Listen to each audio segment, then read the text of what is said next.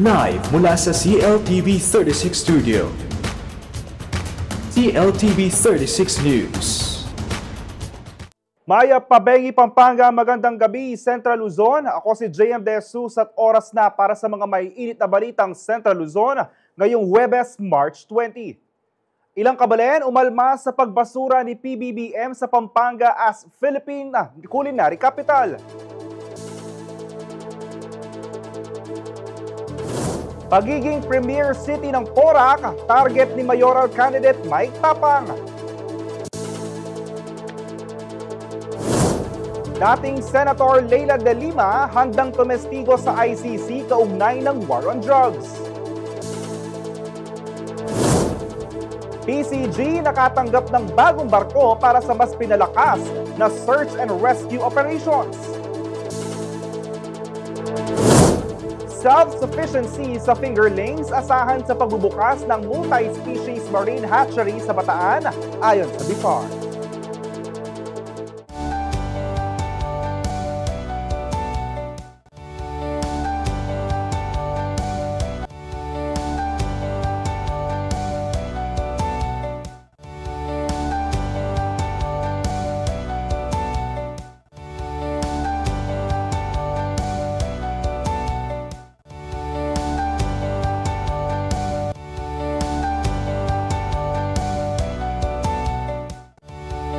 Umalma ang mga kabalen sa desisyon ni PBBM na ibasura ang panukalang batas na nagdedeklara sa Pampanga bilang Culinary Capital of the Philippines.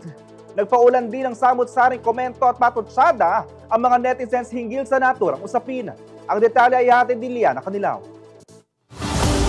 Bata pa lamang ang 75 years old na si Tess Gaviola mula sa siyudad San Fernando, Pampanga. Nakahiligan na raw niya ang pagluluto ng mga tradisyonal na putahing Kapampangan. Sisig, asadong matuwa, kilayin at iba pa. Ako, balo ko yung pamagluto ko, ang anak ko, magluto yung magluto yung asado, lalong pikyapusan ko, nanong minudo, o ito, yung peka manyaman kung dining burida rin tao kilayin. Ang point torto. Dinarayo raw ang kanyang luto hindi lamang ng mga kapwa kabalen, kundi pati na rin ng mga bisita mula sa ibang lalawigan at maging ng mga dayuhan. Pupunta laki, naring foreigner, Amerikano, ampong Chinese, ganyan, kaya mga manyaman na, kaya mga Kapampang, manyaman, sabing gano'n. Isa si Alinte sa mga umalma sa pagbasura ni President Ferdinand Marcos Jr. sa panukala magdedeklara sana sa Pampanga bilang Culinary Capital of the Philippines. Makanangking kilala king Pampanga, nan kaya kaming nanpamangan na manyaman. Baliw naman kaya ni San Fernando, Kapampangan, manyaman kaya katamluto niya hanggang nanuyam. Oo, dapat may promote siyang makanya. Waris kasi yung Pampanga, kaya pamangan niya. Gayon din ang 74 na taong gulang na si Magdalena Meneses. Isa rin kusinera na mayroong maliit na karinderya sa San Fernando Old Public Market. Din Kapampangan, yasa lang magluto, okay lang. Luto ng Kapampangan niyang muri ko. Sa veto message na ipinadala ng Malacanang sa Senado at Kamara nitong March 12, ipinaliwanag ng Pangulo ang kanyang desisyon na hindi aprobahan ng Senate Bill No. 2797 o House Bill No. 10634. Nakasaad sa mensahe na kulang sa historical basis at pag-aaral ang panukala. Dagdag pa rito, maaari itong makasakit ng damdamin ng ibang rehiyon na kilala rin sa kanilang culinary heritage. Maganda po kasi po yung bill, pero magkikreate po kasi ito ng discrimination. Ang atin pong bawat rehiyon po ay may kanya-kanyang kultura, may kanya-kanyang kagalingan. Kung lalabas po na may pipiliin po na isa lamang na rehiyon na parang siya po yung pinakamasarap or pinakamagaling, pinakamaganda, baka po maisip ng ibang tao at especially yung mga dayuhan na nais pumunta sa Pilipinas, isiping iisa lamang na rehiyon ang maaari nilang puntahan at sabihin pinakamaganda at pinakamasasarap na pagkain na local foods. So, ninais po natin na kasi lahat po ng rehiyon ay may kanya-kanya. May uniqueness na tinatawag. So, kaya po ito ay vinito. Hindi naman para po hindi paniwalaan na masarap o maganda ang kultura ng Pampanga, pero para po kilalanin ang buong rehiyon, ang bawat rehiyon sa kanilang kagalingan. Samantala, inulan naman ng komento at patutsada mula sa mga kapampangan ng Facebook posts o kasakbang ng Pangulo.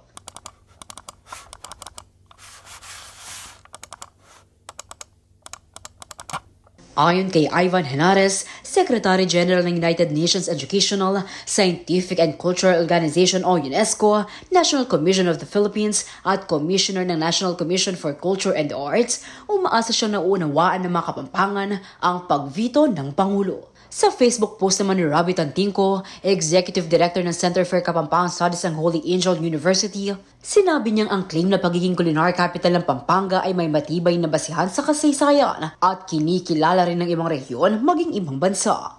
Idiniin din niya na ang reputasyon ng Pampanga ay nakadepende sa tao, kasaysayan at kultura, hindi sa desisyon ng presidente o naipasang batas. Liana Canilao, CLTV 36 News. Arestado ang 4 na sospek sa isang buy-bust operation ng Porac Municipal Police Station o MPS laban sa Peking Gold Bars madaling araw nitong March 16. Nasamsam sa kanila mga Peking Gold Bars, Peking Pera, isang .38 caliber revolver, live ammunitions, granada, itak at 3 motorsiklo. Naharap sila ngayon sa kasong estafa, attempted murder, paglabag sa RA 10591 o Comprehensive Firearm and Ammunition Regulation Act, RA 9516 o Illegal Possession of Explosives at COMELEC Omnibus Election Code. Sa isinagawang investigasyon, natuklasan na sangkot din ng mga individual na ito sa insidente ng pananaksak na nangyari noong March 11, kung saan isang 55 anyo sa biktimang nasawi matapos tumanggi magbayad para sa hindi naihatid ng ginto. Ang mga sospek at mga nakumpiskang ebidensya ay kasalukuyang nasa ilalim ng kustodiya ng mga pulisya upang maisampa ang karampatang parusa.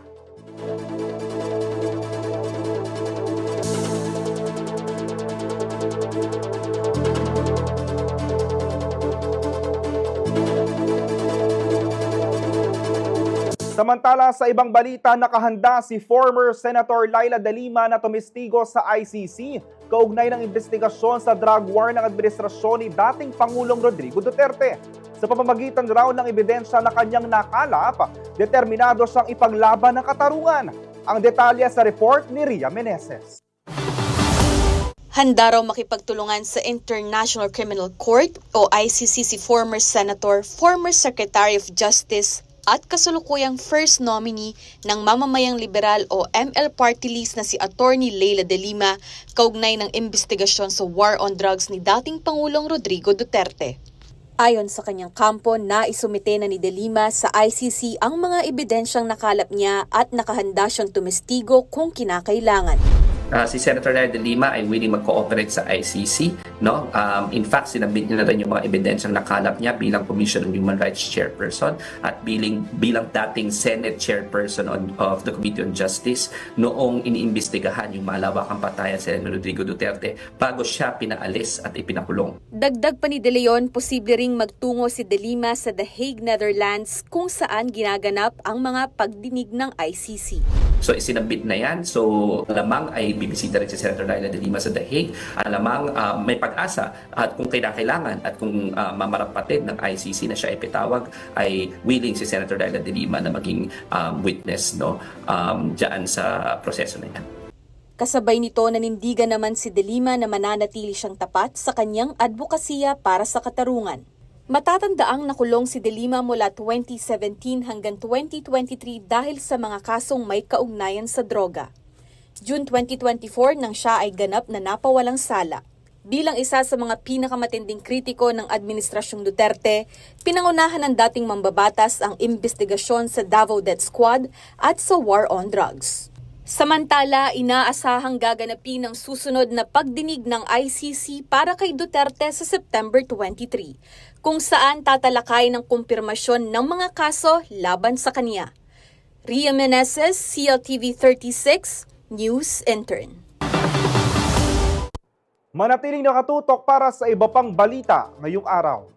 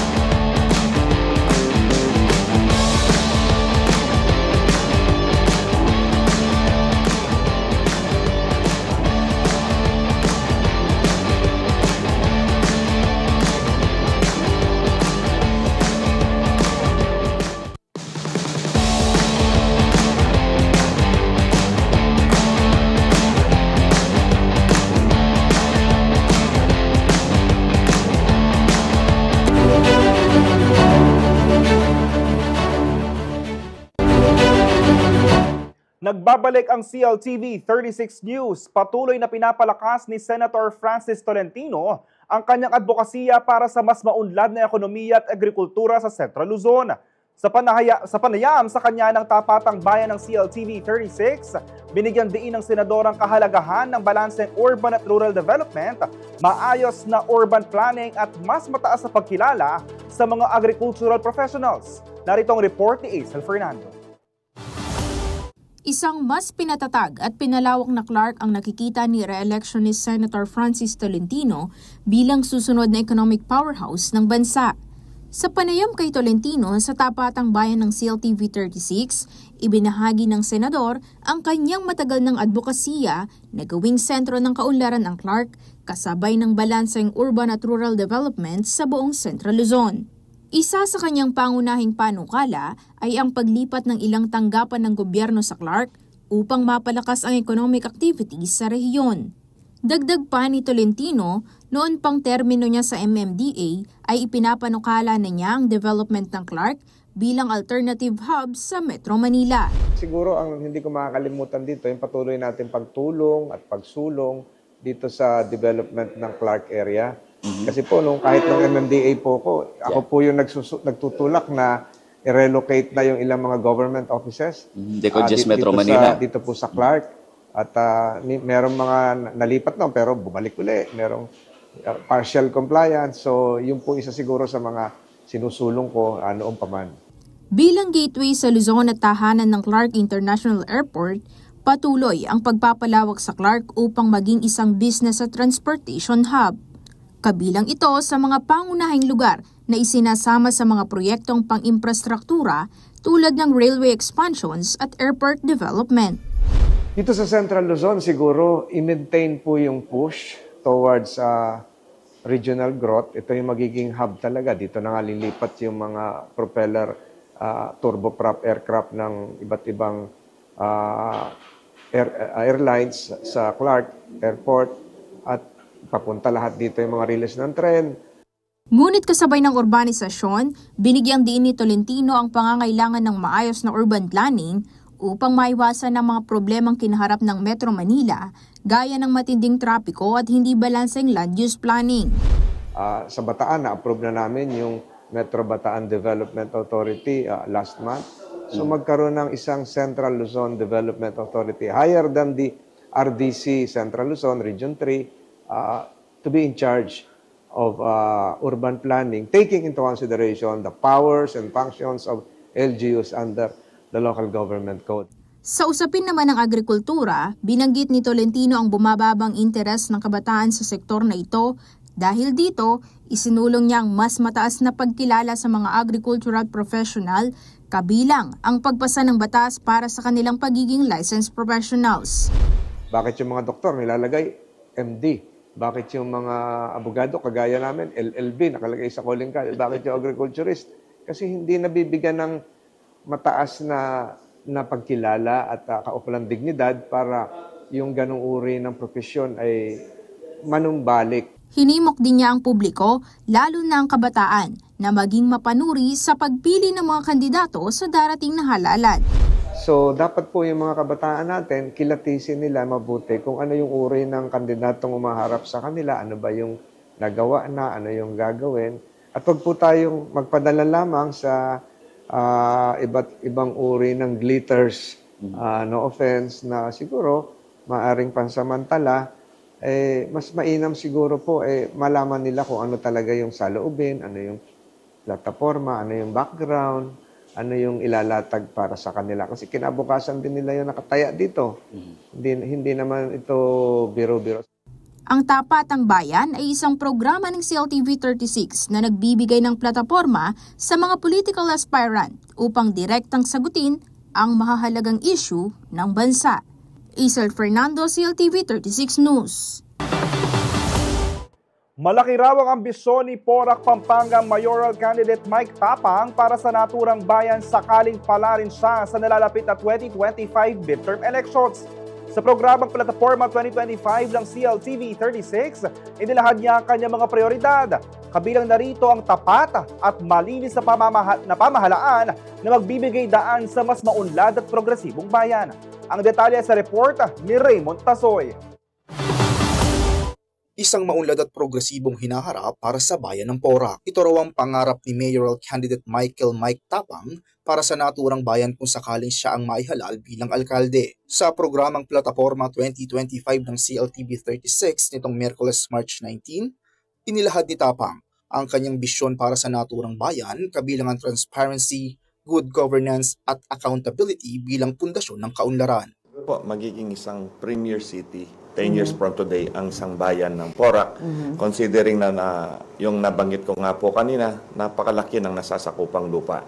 Ayon pa kay Tapang, malaki ang potensyal ng Porac dahil sa strategic location nito. Ang kagandahan po sa aming bayan, hindi po siya lumulubog. Malapit po siya sa Clark International Airport, malapit din sa Subic International Port na po. So, ibig sabihin, very strategic po siya.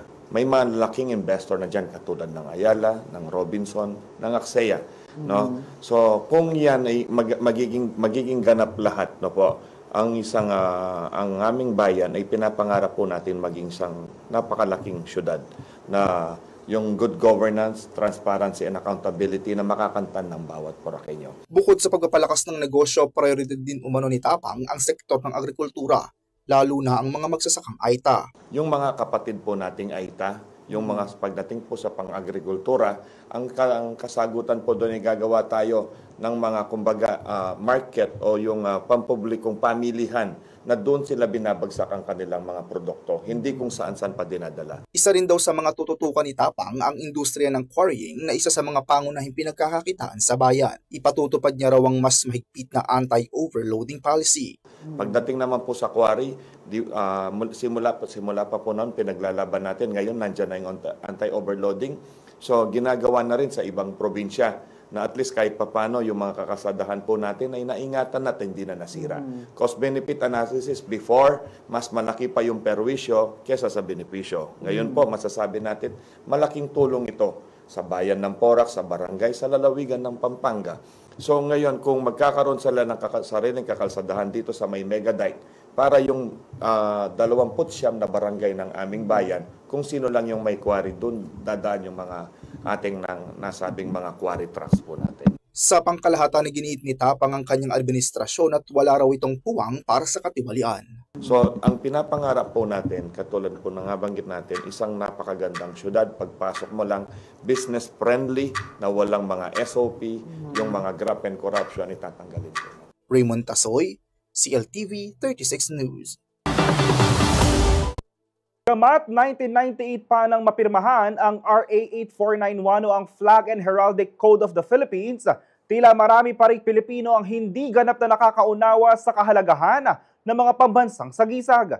Kaya naman inilunsad ng Heraldry Section ng NHCP ang #TapatSaWatawat program upang magbigay ng mas malalim na pag-unawa hinggil sa mga simbolo ng ating bansa. Magbabalita si Ashley Punzalan. Ang taga Consuelo High School ay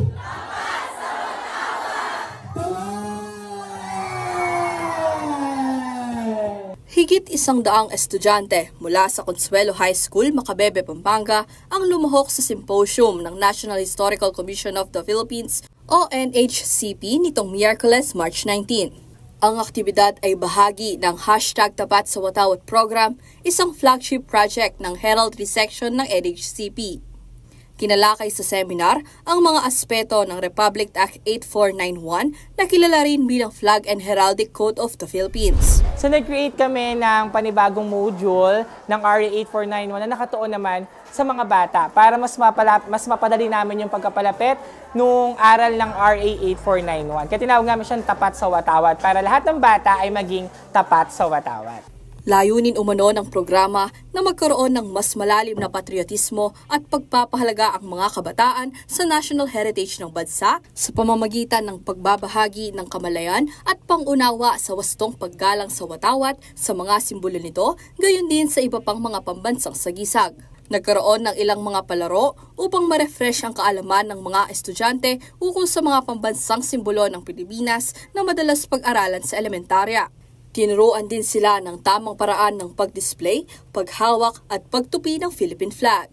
Ayon sa curator ng Heraldry Section ng NHCP na si Ryan Tan, mahalaga ang ganitong uri ng programa dahil makatutulong ito upang higit na mapalawak ang pagmamahal at paggalang ng mga tao sa sarili nilang bansa. Para mas lalo pang lumakas o mas lalo pang lumawak yung pag-unawa natin sa damdamin nating nasyonalismo, pagiging patriotic natin, lalong-lalo na yung pagiging Pilipino natin. Na hindi lahat ay nakakaunawa ng batas na ito, pero dapat kahit man hindi lang maunawaan ng lubusan, maramdaman man nila na ang paggalang sa watawat ng Pilipinas ay pagiging tapat na rin sa bansa.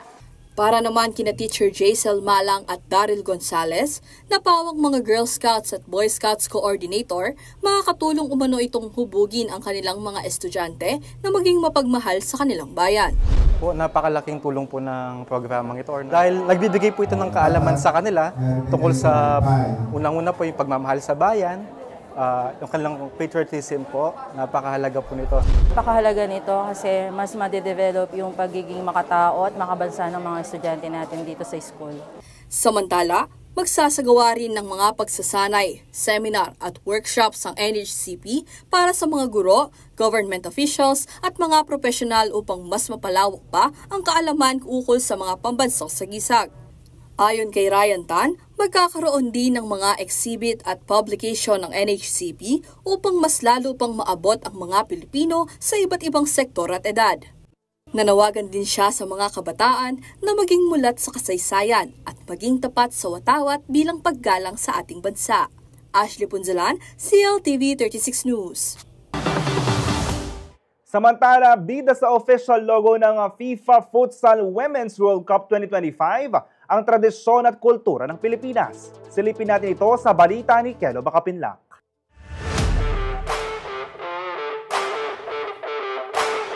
Inilunsad na ang official logo para sa kauna-unahang FIFA Futsal Women's World Cup Philippines 2025.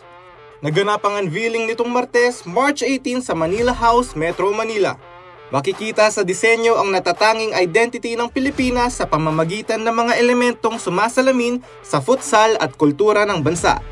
Tampok dito ang makukulay na street art, vinta boats ng Zamboanga, gabang musical instrument at traditional na binakol patterns. Makikita rin ang mga palaso na sumisimbolo sa manipis na linya sa pagitan ng depensa at opensa.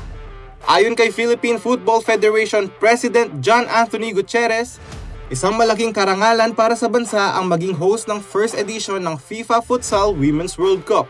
Dagdag naman ni FIFA Chief Women's Football Officer Dame Saray Berman, ang torneo ay isang makasaysayang hakbang sa pagpapaunlad ng women's football sa buong mundo. Sa kasalukuyan, kumpirmado ng kasali sa tournament ang New Zealand at Pilipinas. Habang ang iba pang mga kupunan ay malalaman sa May 2025 pagkatapos ng qualifying rounds. At yan ang sports news ngayong araw. Kelo Bacapinlac, CLTV 36 Sports News. Manatili nakatutok para sa iba pang balita ngayong araw.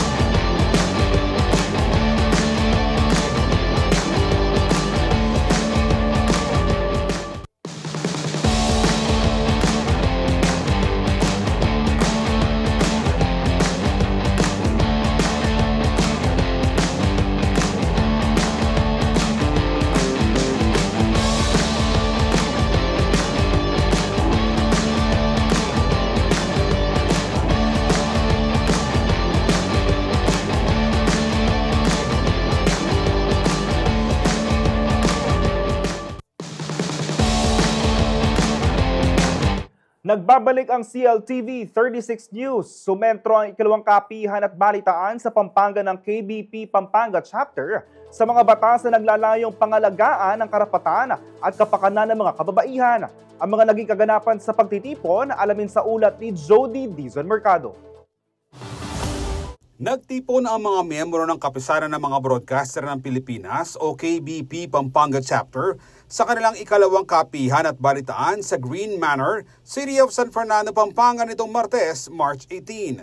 Tinalakay sa pagpupulong ng grupo ang Paksang Women and the Law, a Women's Month Talk on Laws Protecting Filipinas. Guest of Honor and Speaker si Attorney Karen Ugalino Guevara, past President ng Zonta Club of Pampanga. Dumalo rin sa aktibidad ang kasalukuyang presidente ng Zonta Club of Pampanga na si Gina Milan. Ang Zonta Club International ay kilalang organisasyon na nagsusulong ng karapatan at kapakanan ng mga kababaihan.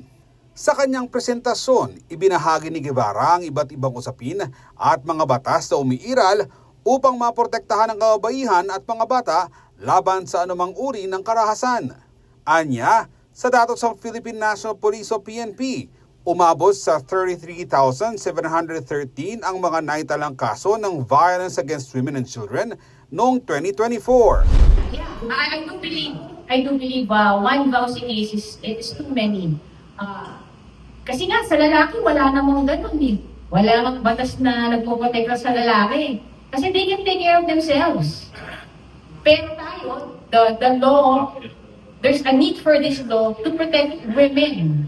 So I think it's actually a sad thing na may kailangan pa tayong may anti-violence against women na batas. Iginiit rin ni Guevara na bagamat sapat na ang mga umiiral na batas, kabilang ang Republic Act 11313 o Safe Spaces Act na mas kilala bilang Anti-Bastos Law, nanatili ang hamon sa maayos sa pagpapatupad ng mga ito. Bastos Law, Safe Spaces Act, kasi encompassing siya eh. Hindi siya katulad ng anti-sexual harassment na poprotektahan ka lang against your bosses or those having moral ascendancy over you. Bawal bastos kasi generic eh. It could be some random dude crossing the street tapos binastos ka. Ikaw as babae, meron kang may batas essentially na protecting you against that. Sa ngayon, maayos umanong naiulat sa media ang mga isyu at usaping may kaugnayan sa kababaihan. Balikan mo lang ang Magna Carta of Women. Magna Carta of Women. May provision tayo dyan para sa mga media practitioners. Dapat daw ang depiction natin ng women in reporting, in film, on TV. Dapat parang meron tayong respect and promoting ang advancement ng women in society. Nasa Magna Carta of Women yan. So far, wala naman na. I have high regard sa media people, whether it's written, whether it's news sa radio or TV. I think medyo mataas ang standards natin sa Philippines. For me, well, baka binabasa ko. Hindi naman ako basta nanonood eh. So I think we just have to be discerning of the news outlets na we expose ourselves into. So far, I think it's Philippine media advanced. So I think it's good. Pero there's always room for improvement. Don't we all? In any form of profession. There's always room for improvement. But I think the media in the Philippines, you're doing a good job. Bukod sa pagiging dating Pangulo ng Zonta Club of Pampanga, si Attorney Guevara ay kasalukuyang legal counsel ng Laos Group of Companies. Samantala, ang KBP Pampanga Chapter ay binubuo ng mga rehistradong radio at TV broadcasting stations kabilang ang RW 95.1, DWAU, GV 99.1 FM, GVM 792, 91.9 Bright FM, GNN TV 44 at CLTV 36. Ako si Jody Dizon Mercado para sa CLTV 36 News. Sa isang symbolic turnover sa South Harbor, Manila noong March 18, formal lang tinanggap ng Philippine Coast Guard o PCG mula sa Philippine Red Cross o PRC ang MV Amazing Grace, isang bagong sasakyang pandagat. Ang seremonya ay pinangunahan ni First Lady Liza Marcos sa Department of Transportation, DOTR Secretary Vince Dizon. Palalakasin umano ng MV Amazing Grace sa mga operasyon ng PCG, kabilang ang disaster response, maritime law enforcement at search and rescue missions. Sa kanyang talumpati, binigyan diin ni PCG Commandant Admiral Ronnie Hill Gavan ang matibay na ugnayan ng PCG at PRC, partikular sa mga kanilang serbisyo na katuon sa kapakanan ng publiko. Aniya aktibidad na isinagawa ay patunay na malayo mararating ng dalawang humanitarian organization sa kanilang serbisyo sa publiko, kundi pati na rin sa pagbabahagi ng mga kinakailangang logistics. Maliban sa MV Amazing Grace, nakatanggap din ang PCG ng dalawang Barracuda rigid hulled inflatable boats at 100 units ng Starlink kits mula sa PRC.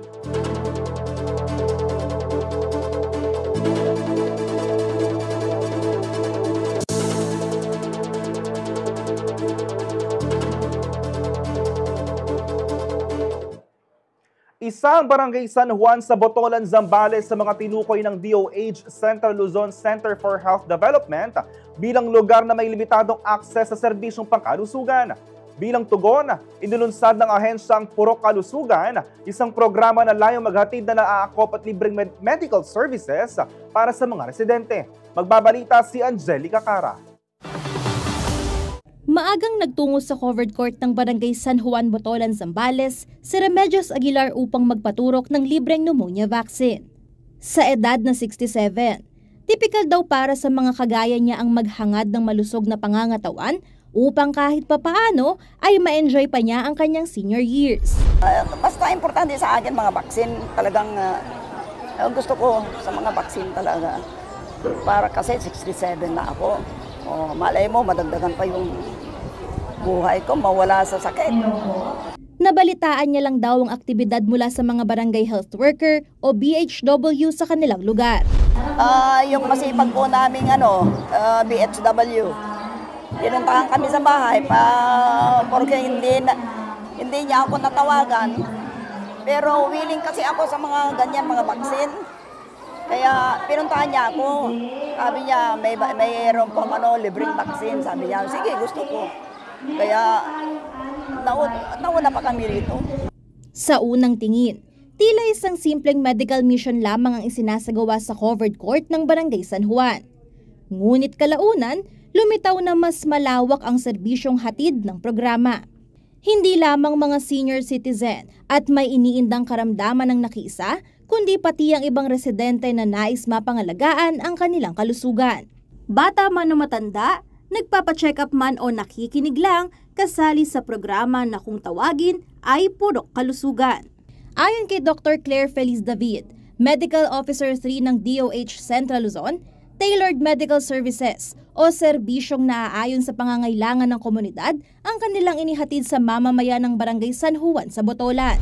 Gusto po natin na ang serbisyong pangkalusugan, mapa-curative man, yung nagbibigay lunas o yung preventive o nag-iiwas sa sakit o yung mga health promotion, nagpo-promote ng malusog na pamumuhay ay maabot lahat ng mamamayan ng Pilipinas. Isa lamang ang bakuna kontra pneumonia na natanggap ni Nanay Remedios sa mga serbisyong handog ng Purok Kalusugan. May check-up para sa lahat ng dumalo upang mabantayan daw ang mga sakit na hypertension at diabetes na madalas na iniinda sa komunidad. Mayroon ding pap smear para sa mga kababaihan upang maagapan ang panganib ng cervical cancer. HIV testing na may kasamang counseling services. At may contraceptive implant din bilang bahagi ng kanilang family planning services. We're gearing towards na hindi lang curative o yung nagbibigay ka na ng lunas, pero nandun na tayo sa parte ng healthcare na gusto natin iwasan na yung sakit, gusto natin na pahabain yung buhay ng tao. So, we're not just looking into yung pagbibigay ng gamot, but also detecting, 'di ba, kung may mga diseases sila earlier, earlier po, para agad din pong malunasan, and as well as preventing yung disease, pagbibigay ng advice, para sa healthy lifestyle, para hindi na po sila magkaroon ng sakit. Bukod sa medical services, may health lectures din para sa mga dumalo, kabilang ang pag-iwas sa dengue, rabies at iba pang sakit. Para naman sa mga kabataan, tinalakay ang reproductive health at family planning upang mapalawak ang kanilang kaalaman. Bagay na ikinagalak ni Nanay Remedios dahil nasulit daw ang kanyang Oo, kasi may aso kami. Yun ang gusto kong itanong. May pusa din kami. Di siyempre, yung pusa namin, kumakandong sa amin. Na, medyo nagagasgas kami sa balat. Okay lang ba yun? Itatanong ko kung may rabies ba yun o wala. Nasa 200 residente ng Barangay San Juan at mga kalapit nitong lugar ang naserbisyohan ng DOH Central Luzon sa kanilang purok kalusugan. At sa patuloy na pakikipag-ugnayan ng ahensya sa lokal na pamahalaan at pribadong sektor, inaasahang mas magiging sustainable ang programang ito upang maabot ang mas maraming nangangailangan. Kasama si Lizan Morten, Angelica Cara, CLTV 36 News. Sports car, yung red. Ito na siguro ang isa sa mga sasakyang pinapangarap ng bawat Pilipino. Pero alam nyo bang kayang-kaya nyo nang magkaroon ng ganitong sports car na talaga namang sulit sa presyo? Hindi lang yan, idagdag pa ang makabagong features nito na tiyak na magugustuhan lalo na ng mga kabataan. Hindi na namin patatagalin pa dahil narito na at available na sa paborito nyong dealership na Laos Group or Laos Auto Group ang Mazda MX-5. Isang affordable, fun at stylish na sports car. To know more about the pricing and features, ihahati dito ng sales executive ng Mazda Pampanga na si Morena Gutierrez.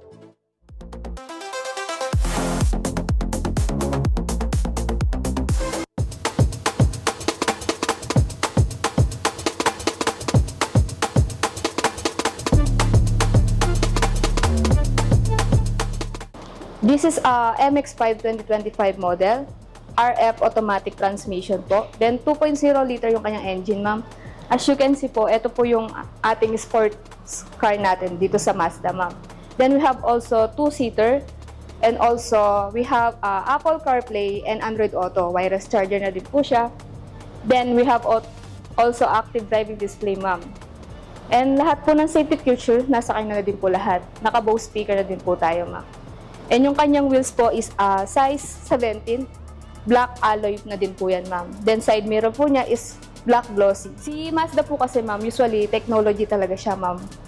And also, yung kanyang engine is Skyactiv G, more on less fuel po siya pagdating kay Mazda and also more comfort tayo pagdating kay Mazda, ma'am. Then, mas makakatipid na po kayo lalo sa fuel niya dahil nga po Skyactiv G na siya. And yung kanyang ma'am, shape talaga is more on, galing po talaga siya sa ma'am, sa motion talaga ni Mazda. Yung bagong color niya, ni MX-5, ito po yung tinatawag nilang Aero Gray, ma'am. And ito po yung kanyang ma'am, bagong tan na pa-leather na din po siya, ma'am. Usually kasi, ma'am, yung mga MX-5 natin is hindi sila agad nakikita dito, ma'am. By ordering po kasi talaga yung mga MX-5 natin. It's take 3 to 6 months yung waiting talaga. Then kailangan ng reservation, at least 200,000 then non-refundable tayo pagdating kay MX-5. Pwede po siyang idala kahit saan naman pwede siya. Kasi ma'am, hindi naman po siya mababa yung kanyang ground clearance. Usually is mataas naman po siya compared sa other sports car natin. Kaya pwede po siyang idala sa Baguio, sa Tagaytay, pwede po siya, ma'am. Makakakagat po siya doon, ma'am. Bali, yung safety features niya po is, ma'am, usually, meron na po siyang, ma'am, 4 airbags, ma'am, sa dual front and also the side curtain po. Then also the driver's knee, meron na din po siya, ma'am. And also, ma'am, yung kanyang trunk space, mas maluwag na din po siya, ma'am. Pwede niya pong ilagay yung mga gamit niyo doon. If ever na may mga luggage kayo, pwede niyo pong malagay doon. SRP nito is 2.6 million, ma'am. Then yung kanyang ma'am, yung promo niya, ma'am, kung gusto mo mas mababa naman yung down payment mo, pwede kang mag-apply sa amin in-house financing, ma'am. For 5 years yun, ma'am. Pwede nasa inyo naman din po kung magkano yung gusto nyong i-down, ma'am. Pag in-house financing po kasi, ma'am, usually mag-a-apply ka sa amin. Sa amin nyo po ipapasa yung mga documents nyo. Then may mga pipilapan lang po kayo, ma'am. Mabilis lang din muna yung process nun, ma'am. Usually mga 7 days, ganun. Or minsan nga, mas madali pa rin mga 3 days lang, ganun, ma'am. Ma-approvean po kayo. House financing po kasi natin, ma'am, included na po doon yung insurance, pati yung LTO, tsaka yung chattel mortgage natin. Pero na lang po pag nag-bank financing po si client. Pag nag-direct po siya kay bank, usually po yung chattel mortgage, kay bank na din po. Then kinukuha na din po nila minsan yung insurance natin. Yung roadside assistance natin na tinatawag nila, ma'am, worth of 32,500, 24/7 po yan, ma'am. Yung number po sa ating roadside assistance, yung kay Laos is 02-5318-84555. Then, kung may mga question naman po si client about sa unit niya, pwede rin po nila akong reach out. Ito po yung name ko, Morena Gutierrez. Then ito po ang aking contact number, 0919-065-0309. Just Road po natin, ma'am. Dito sa City of San Fernando, Pampanga. Dolores din po ito, ma'am. Sa tabi po siya ng flyover actually. Manatiling nakatutok para sa iba pang balita ngayong araw.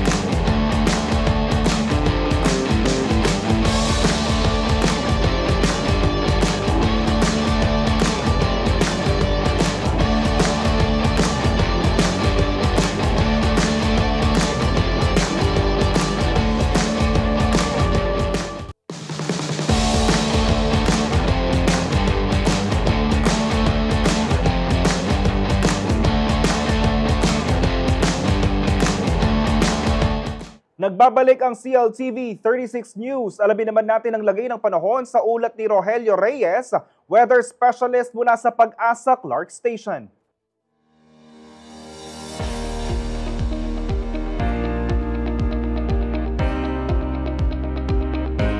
Itong pagtaya ng magiging lagay ng panahon sa susunod na 24 oras ngayong araw ng Huwebes, Marso 20, 2025. Northeast monsoon po ang nakakapekto sa malaking bahagi ng Luzon. Samantalang shear line po ang nakakapekto sa Visayas. Ang mga lugar ng Visayas, Eastern Visayas, Albay, Sorsogon, Catanduanes, Masbate at kasama na po ang Dinagat Island ay inaasahan po natin magkakaroon ng maulap na papawirin na may kalat-kalat na pagulan, pagkidlat at pagkulog. Sa posibilidad na may posibilidad ng pagbaha at pagguho ng lupa dahil sa minsan ay may katamtaman hanggang masalalakas na pagulan. Samantala, ang Cagayan Valley, Apayao, Aurora, Quezon at natitirang bahagi ng Bicol ay magkakaroon ng maulap na papawirin dahil po naman sa epekto ng Northeast monsoon. Samantala, ang Metro Manila at natitirang bahagi ng bansa ay magkakaroon ng bagyang maulap hanggang minsan ay maulap na papawirin na may kalat-kalat na pagulan, mahinang pagulan. Dahil naman po sa epekto ng northeast monsoon o hanging amihan. Ito pang pinaka-latest mula dito sa Pag-asa. Pinasinayaan na ang isang legislated multi-species marine hatchery sa Bagak, Bataan nitong Martes, March 19. Layo nitong makatulong sa mga mangingisda hindi lamang sa Bataan, kundi maging sa iba pang karating probinsya ng Central Luzon. Naritong report ni Liana Cadilaw. Dekalidad at abot kayang milkfish at freshwater prawn post-larvae. Ito ang hatid ng isang legislated multi-species marine hatchery na itinayo sa Barangay Kinawan, Bagak, Bataan. Idinaos ang inauguration at blessing ng pasilidad nito Martes, March 18 na pinangunahan ng Bureau of Fisheries and Aquatic Resources of BIFAR Region 3 sa ilalim ng Department of Agriculture o DA. Kasama rin dito ang lokal na pamahalaan at Sharemax Holdings Incorporated na nag-donate ng lupang kinatatayuan ng pasilidad. Ang purpose nito, kaya nag-establish tayo dito, in support sa mga pangangailangan ng fingerlings ng Bataan. Alam naman natin ng Bataan, particular na yung bayan ng Hermosa, Orani, ay ito yung mga tinatawag na aquaculture areas. So maraming mga palaisdaan dyan.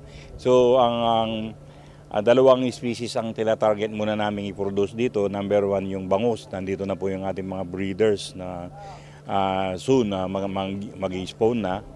At yung ating ulang, yung ating giant freshwater prawn na sariling atin, isa rin siyang pararamihin dito sa hatchery na to.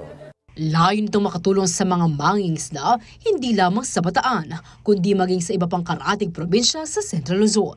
Sa kasalukuyang set-up, target ng hatchery na makapag-produce ng 12 to 15 million fries kada taon. Of course, kung magkakaroon tayo ng excess sa itlog na puproduce ng ating mga broodstock, meron pa tayong isang area for expansion. So, ang natin dyan, based doon sa ating mga breeders, we have about 400 breeders. So, kaya natin mag-produce dito, abot tayo, even sabihin na natin ng mga 5 million per month. Sa pamamagitan din nito, mapapatatag ang aquaculture industry sa rehiyon. May potensyal din umano ito makatulong para mabawasan ang pag-aangkat ng bangus fry mula sa ibang bansa. Malaki po ang impact nito the moment we can fully maximize our production for fry fingerlings requirements natin. Kasi majority of our, especially for our bangus, these are imported from our neighbors. So far kasi yung ating bangus fry ay nag-i-import pa rin tayo sa bansang Indonesia. Ibig sabihin may kakulangan. So kung ang hatchery na to makakatulong dun sa 57 pa na legislated hatchery sa buong bansa at yung ating pagkakaroon na ng maraming breeders ng bangus, hopefully by 2030 magiging sufficient na tayo pagdating sa fry. So hindi na tayo mag-import ng fry, tuloy-tuloy na din yung ating grow out. Ang pagtatayo ng pasilidad ay naisakatuparan sa bisa ng Republic Act 11912 o an act establishing a multi-species marine hatchery in the municipality of Bagak, Bataan. Si dating Bataan 3rd District Representative at ngayon Governor Jose Enrique Joet Garcia III ang nagsulong ng batas. Maraming mga congressman ang nagpasa ng kanilang mga panukala para nga magkaroon yung kanilang distrito ng isang multi-species marine hatchery. Kaya pinaaral ko kagad sa opisina namin, and dahil ang Bataan ay isang peninsula at talaga namang kilalang Bataan pagdating sa aquaculture, talagang saktong-sakto sa need ng aming probinsya, lalo na marami kaming mga aquaculture, mga kababayan na nasa aquaculture industry. So napasa ito, 2022 pa. Matagal din yung naging proseso, lalo na nga sa pag-identify ng tamang area at yung na-finalize yung area sa tulong ng BIFAR and of course ng Department of Agriculture ay tuloy-tuloy naman. Samantala, itinuturing ding isang historic milestone ang pagbubukas ng pasilidad dahil ito ang kauna-unahang fully solar-powered na hatchery sa bansa at first of its kind sa rehiyon. Isa lamang ito sa 57 katulad ng pasilidad sa buong Pilipinas upang palakasin ang lokal na supply ng isda at suportahan ang kabuhayan ng mga mangingisda. Liana Cadilaw, CELTV 36 News. At yan ang balitang nakalap ngayong araw kasama ang buong pwersa ng CLTV News and Current Affairs. Ako po si JM De Jesus. Maraming salamat.